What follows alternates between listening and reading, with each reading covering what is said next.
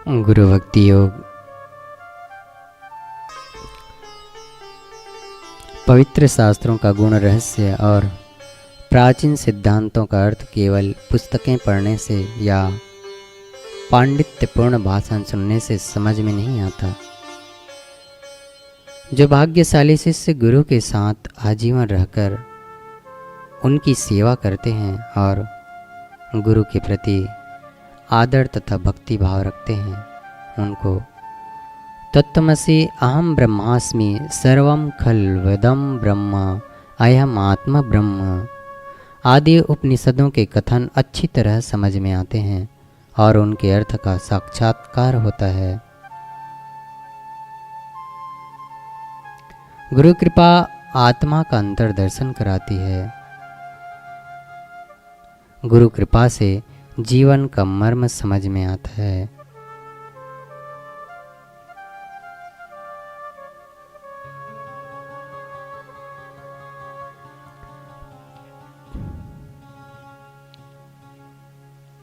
जिस शिष्य को अपने गुरु के प्रति भक्ति भाव है, उसके लिए तो आदि से अंत तक गुरु सेवा मीठे शहद जैसे बन जाती है।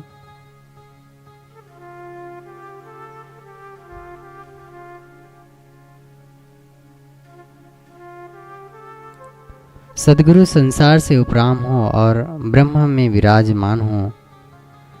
दुनिया तो दिख रही है, परंतु दुनिया में जो रमता नहीं है और दुनिया से उपराम होकर जो अधिष्ठान ब्रह्म में स्थित है।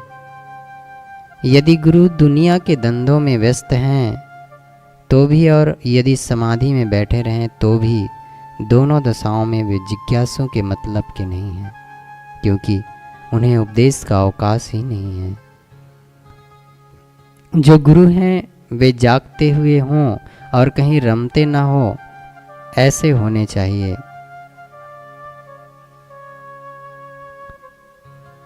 शांतो निरंधना इवानलह हो। सद्गुरु शांत हो। कैसे शांत? जैसे ईंधन रहित अग्नि। गुरु तो कृतार्थ है, उनके सारे प्रयोजन पूरे हो चुके हैं। ना कोई साधन भजन करने का कर्तव्य शेष रह गया है, ना कोई स्थिति प्राप्त करनी शेष है। तब अब जो शांति उनके जीवन में छाई है, उनकी उपमा कैसी है कि ईंधन तो सारा जल चुका है, किंतु अग्नि शेष है। अपने आप अग्नि जलती नहीं, क्योंकि लकड़ी, कोयला, उपला सब खत्म हो चुके हैं। धुआं बिल्कुल निकलता नहीं। राख में ढकी जलती आग है। यदि चेला फूंककर आग जला दें तो काम निकल जाए, अन्यथा अपने आप तो वह बूझ चुकी है।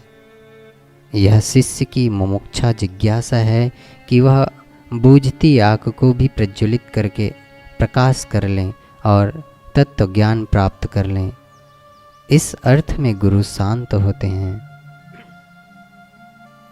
गुरु शांत हैं अर्थात उनकी वृत्ति को अब विषय की जरूरत नहीं है।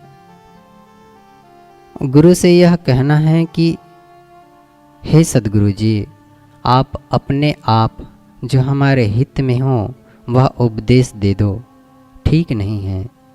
उनकी दृष्टि में तो सब नित्य शुद्ध बुद्ध मुक्त है। उन्हें तो कल्पना नहीं कि तुम ऐसे रहो या वैसे।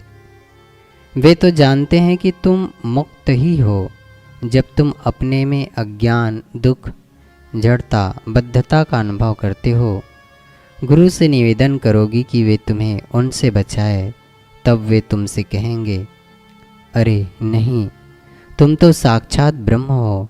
तुम में अज्ञान, दुख, जड़ता, बंधन का लेस भी नहीं है। परमानंद स्वरूप तुम, नहीं तो मैं दुख लेस। अज अविनाशी ब्रह्मचित जिन आने ही अक्लेश। तुम स्वयं परम आनंद स्वरूप हो। तुम में दुख का लेस मात्र भी नहीं है।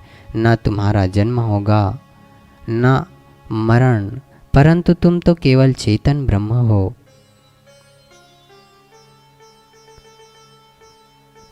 सद्गुरु दया के सागर होते हैं, परंतु उनकी दया का दान किसी हेतु से नहीं होता। अपरित्याग लक्षणा उनकी दया होती है।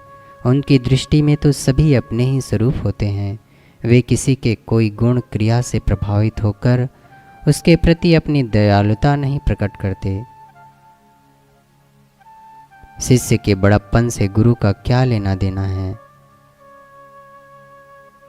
कोई धनपति है तो क्या, दरिद्र है तो क्या, कोई विद्वान या साधक है तो क्या, और मूर्ख है तो क्या, वे सब के प्रति सम हैं।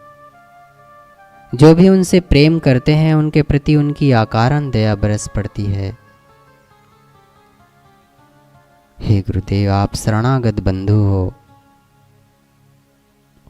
जो गुरु के प्रति आकर झुक जाएं, शरणागत हो जाएं कि अब वह आ गया, उनकी बात मानेगा, उन्हीं से उसका कल्याण होगा, उसको गुरु स्वीकार कर लें और अभय कर दें, यह गुरुत्व का लक्षण है।